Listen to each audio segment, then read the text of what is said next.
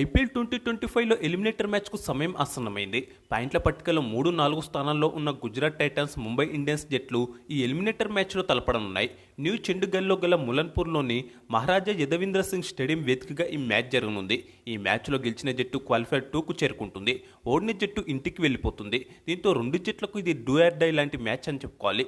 League దశలో 9 మ్యాచ్లు గెలిచిన గుజరాత్ టైటాన్స్ 18 పాయింట్లతో 3వ స్థానంలో నిలిచి ప్లేఆఫ్స్లో అడుగుపెట్టింది. నిజానికి గుజరాత్ టాప్ 2 స్థానంతో లీగ్ దశను ముగించాల్సి ఉంది. కానీ లీగ్ దశలో తమ చివరి 2 మ్యాచ్ల్లో ఓడి మూల్యం చెల్లించుకుంది. లీగ్ దశలో 8 మ్యాచ్లు గెలిచి 16 పాయింట్లు సాధించిన ముంబై ఇండియన్స్ 4వ స్థానంలో నిలిచి ప్లేఆఫ్స్లో అడుగుపెట్టింది. ఈ సీజన్లో మొదటి 5 మ్యాచ్ల్లో ఒకే ఒకటి గెలిచిన ముంబై ఇండియన్స్ పాయింట్ల పట్టికలో 9వ స్థానంలో నిలిచింది. కానీ ఆ తర్వాత అద్భుతంగా పుంజుకుంది. వరుసగా 6 విజయాలతో ఒకనొక దశలో టేబుల్ టాపర్గా కూడా నిలిచింది. మొత్తంగా 11వసారి ప్లేఆఫ్స్లో అడుగుపెట్టింది. కాగా గుజరాత్ టైటన్స్ ప్లేఆఫ్స్ చేరడం ఇది 3వసారి. ఐపీఎల్ చరిత్రలో అత్యధికంగా 5 సార్లు ట్రోఫీ గెలిచిన జట్టు ముంబై ఇండియన్స్ అన్న సంగతి తెలిసిందే. కానీ వాళ్ళు చివరగా కప్ గెలిచి కూడా 5 సంవత్సరాలు కావస్తుంది. ముంబై చివరగా 2020లో కప్పు గెలిచింది.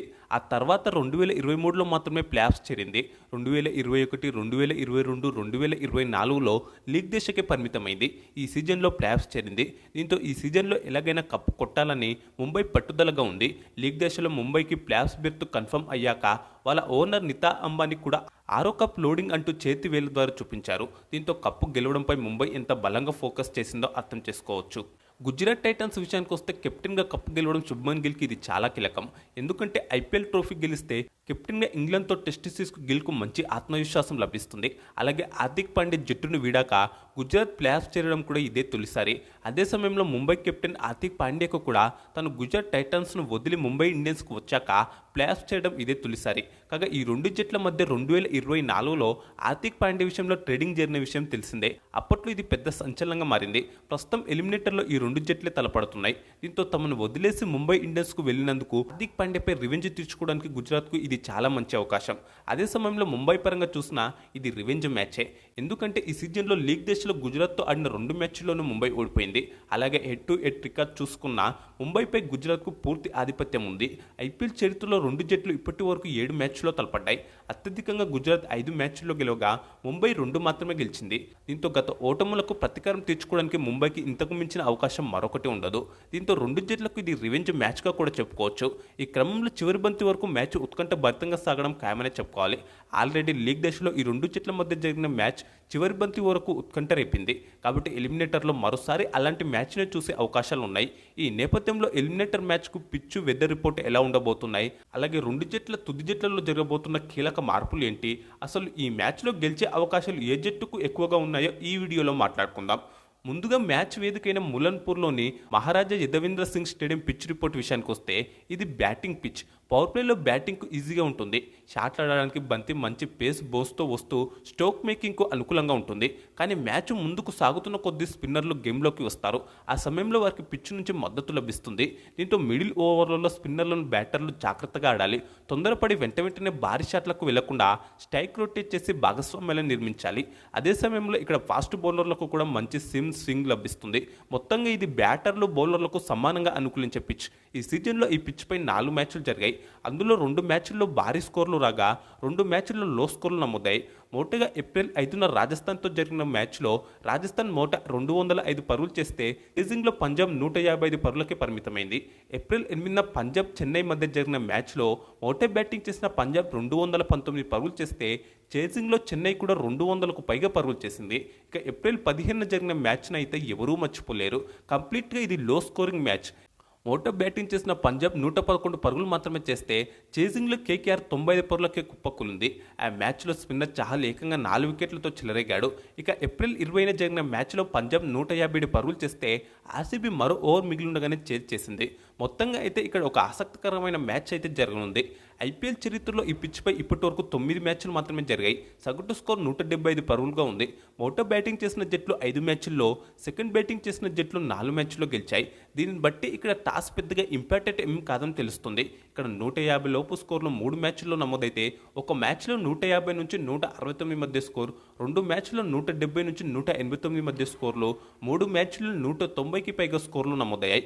ఇప్పటి వరకు పేసర్లు 81 వికెట్లు తీయగా స్పిన్నర్లు 41 వికెట్లు తీశారు. కాగా ఈ ఎలిమినేటర్ మ్యాచ్కు వర్షం నుంచి అయితే ఎలాంటి ముప్పు లేదు. స్థానిక వాతావరణ నివేదిక ప్రకారం మ్యాచ్ జరిగే సమయంలో వర్షం పడే అవకాశాలు కేవలం ఒకే 1% ఉంది. దీంతో టెన్షన్ లేకుండా పూర్తి మ్యాచ్ జరుగుతుంది. కాకపోతే ఆకాశం 71% మేఘావృతమై ఉంటుంది. అయితే ఒకవేళ పొరపాటున వర్షం పడి లేదంటే మరే ఇతర కారణంతోనైనా మ్యాచ్ రద్దయితే మాత్రం పాయింట్ల పట్టికలో ముంబై ఇండియన్స్ కంటే ముందున్న గుజరాత్ టైటన్స్ క్వాలిఫైర్ 2కు అర్హత సాధిస్తుంది. ముంబై ఇండియన్స్ ఇంటికి వెళ్ళిపోతుంది. ఎందుకంటే ఈ మ్యాచ్కు రిజర్వ్ డే లేదు, కేవలం ఫైనల్ మ్యాచ్కు మాత్రమే రిజర్వ్ డే ఉంది. ఇక ఇప్పుడు ఈ మ్యాచ్కు ముంబై ఇండియన్స్ ప్లేయింగ్ 11 ఏ విధంగా ఉండే అవకాశాలు ఉన్నాయో చూద్దాం. ముంబై తుది జట్టులో ఖచ్చితంగా 2 మార్పులు జరగనున్నాయి. ఎందుకంటే ప్లాప్స్ మ్యాచ్లకు ఓపెనర్ అండ్ వికెట్ కీపర్ అయిన Ryan Rickelton, all rounder Will Jacks అందుబాటులో ఉండడం లేదనే సంగతి తెలిసిందే. ర్యాన్ రికెల్టన్ స్థానంలో అచ్చం అతని పాత్రనే పోషించి జాన్ బెస్టో తుది జట్టులో ఆడడం ఖాయమని చెప్పుకోవాలి. స్పిన్ ఆల్రౌండర్ విల్ జాక్స్ స్థానంలో శ్రీలంకకు చెందిన చరిత అసలంక లేదంటే న్యూజిలాండ్కు చెందిన బేవాన్ జాకాపస్ను తుది జట్టులోకి తీసుకుంటారు. నాకు తెలిసి చరిత అసలంకను తీసుకునే అవకాశాలు ఎక్కువ. ఎందుకంటే అసలంక కూడా విల్ జాక్స్ మాదిరిగానే బ్యాటింగ్తో పాటు స్పిన్ బౌలింగ్ కూడా చేయగలడు. ఈ 2 మార్పులు మినహా ముంబై తుది జట్టులో ఇతర మార్పులు ఉండే అవకాశాలు లేవు. ముంబై ఇన్నింగ్స్ను రోహిత్ శర్మ బెస్టో కలిసి ప్రారంభిస్తారు. రోహిత్ బ్యాట్ నుంచి గత చివరి 3 మ్యాచ్ల్లో రన్స్ రాలేదు. దీంతో ఈ మ్యాచ్లో రోహిత్ రాణించాల్సిన అవసరం ఉంది. నెట్ సెషన్లోనూ రోహిత్ శర్మ చెమటోడుస్తున్నాడు. నాకైతే ఈ మ్యాచ్లో రోహిత్ రాణిస్తాడని అనిపిస్తుంది. ఇక మనకు తెలిసిందే కదా, రోహిత్ రాణిస్తే ముంబైకి తిరుగు ఉండదు. ఈ సీజన్లో ఇప్పటికీ 3 ఆఫ్ సెంచరీలు కూడా సాధించాడు. కౌంటీల్లో సత్తా చాటిన బెస్టో కూడా రాణిస్తే ముంబైకి మంచి ఆరంభం లభిస్తుంది. ఇక one down batter Suryakumar Yadav ముంబైకి అతిపెద్ద బలం.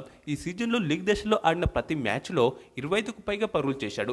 ఇప్పటికే 600కు పైగా పరుగులు చేసిన సూర్య ఈ సీజన్లో ముంబై తరఫున అత్యధిక పరుగులు చేసిన బ్యాటర్గా ఉన్నాడు. ఈ మ్యాచ్లోనూ సూర్య తన ఫామ్ను కొనసాగించవచ్చు. 4వ స్థానంలో చరిత అసలంక బ్యాటింగ్ చేయనుండగా 5లో తెలుగు కుర్రాడు తిలక్ వర్మ బ్యాటింగ్ చేయనున్నాడు. 6లో కెప్టెన్ హార్దిక్ పాండ్యా బ్యాటింగ్ చేయనున్నాడు.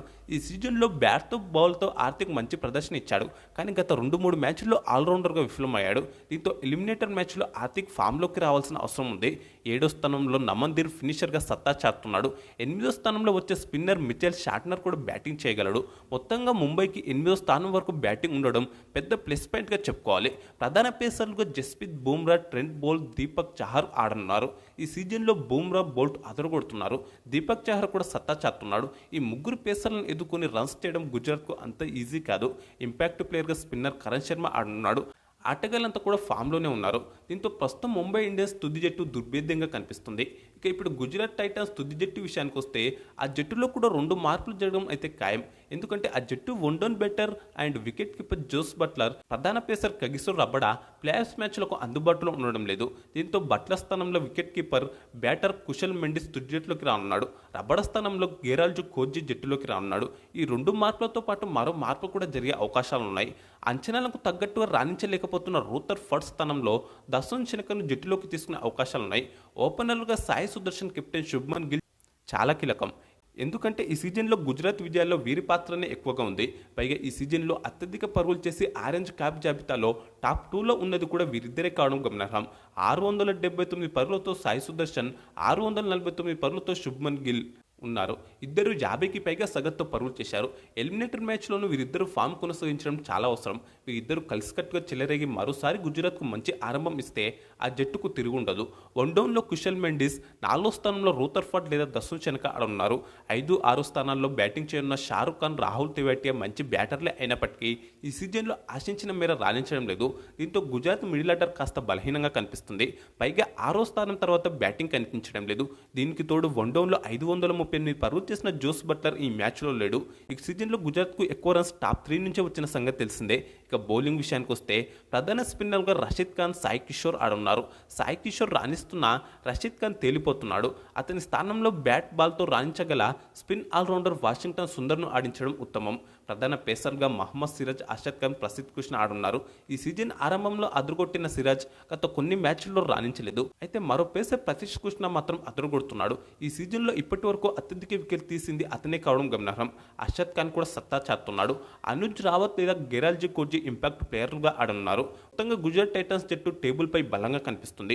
పలువురు ఆటగాళ్ల ఫామ్ బాగాలేకపోయినా గుజరాత్ను తక్కువగా అంచనా వేయలేం. మొత్తంగా గుజరాత్ కూడా దుర్భేద్యంగా కనిపిస్తుంది. దీంతో ముంబై ఇండియన్స్ గుజరాత్ టైటన్స్ జట్ల ఎలిమినేటర్ మ్యాచ్ హోరాహోరీగా సాగడం ఖాయమనే చెప్పుకోవాలి. అయితే ప్రస్తుతం టేబుల్పై ఉన్న బలాల్లో ఆటగాళ్ల ఫామ్ను పట్టి చూస్తే ఈ మ్యాచ్లో ముంబై ఇండియన్స్ గెలిచే అవకాశాలు ఎక్కువగా ఉన్నాయి. అలాగని గుజరాత్ టైటన్స్ను కూడా తక్కువగా అంచనా వేయడానికి వీల్లేదు. కాగా ఈ మ్యాచ్లో ఏ జట్టు గెలుస్తుందని మీరు భావిస్తున్నారో కామెంట్స్ బాక్స్లో చెప్పండి. అలాగే ఈ వీడియోకి ఒక లైక్ చేసి ఛానల్ను తప్పకుండా సబ్స్క్రైబ్ చేసుకోండి.